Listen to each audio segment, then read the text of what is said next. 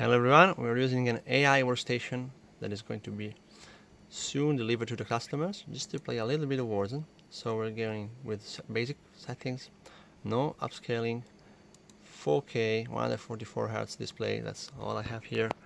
And we're currently waiting in the lobby and it's running at more than 200. So you can see that the GPU time is hovering between 4 and 5 milliseconds, while the CPU time is also hovering at the same 4 to 5 milliseconds. The machine is running at 5090 and a 265K CPU, running through a 240mm all-in-one, and we have a lot of green fans all around. So this is going to be called the Green Lantern, and yeah, it's an AI machine. It's running 96 gigabytes of RAM to run local, I don't know what they call, local models. Yes, and yeah. It's supposed to also run something on the CPU, if just in case. Like, I mean, the 2065K was so cheap anyway. So we're hovering around here. Let's get to the stadium. I guess it's where we're supposed to land. But yeah, I dropped too early. Anyway, we're gonna go through the bridge there. It's gonna be quite good.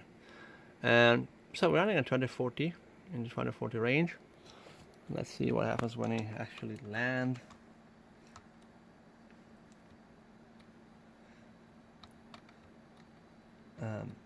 I could use DLSS to boost my GPU time a little bit. Yeah, because since we're synced now, we're probably losing around 10 FPS to the GPU time.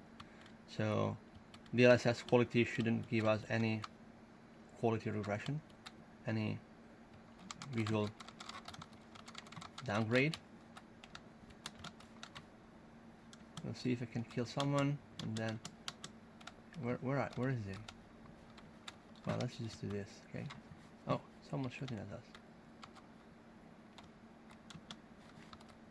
Where's that? Okay, that's fine.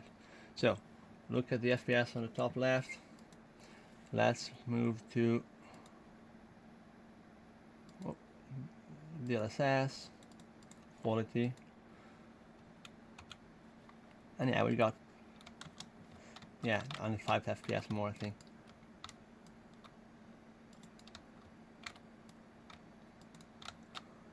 Yeah, nothing. So it's still, our CPU time is still the limiting factor. That's the issue here, is that this generation of Intel CPUs, the Ultra, has a tiled configuration. They're built with different silicon tiles from even different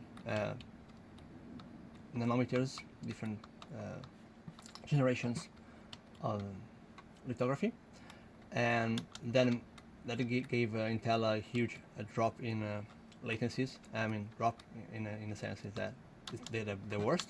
The internal latencies are very, very bad, and so they really lost a lot of gaming performance, even though the IPC, so the cores, are much better than the previous generation. The internal latencies are killing their gaming performance, which are lower than the previous generation. At the same time, the memory controller is much better, very improved. So they can reach, like, I think 12,000 megahertz. But we're currently running at 6,666, which is 3,323 DDR. I can see that here somewhere. In the meanwhile, we can take a look at the 440 watts GPU power, peak GPU power. On the CPU, we're hitting 97, not that much. I can't find the memory settings now. Well, here it is on the left, on the Azure timing. So here's the memory settings. Yeah. So even with the memory tuning and 96 gigs of RAM, which doesn't really improve performance other than the fact that it's dual rank, we're still like performing close to 9600 from AMD. These are boats, as you can see. It's very easy.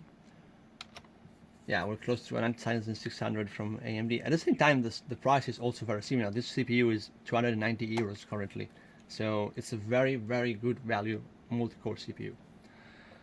But yeah, not a gaming CPU. So that was just a quick experiment to see how the GPU would handle 4K. Now with upscaling, but we could also try to put the textures too high, which would improve visual fidelity a lot without probably hitting that much the performance. But now we're dead, so yeah, we're running at 200. And that is all for the video. Ciao!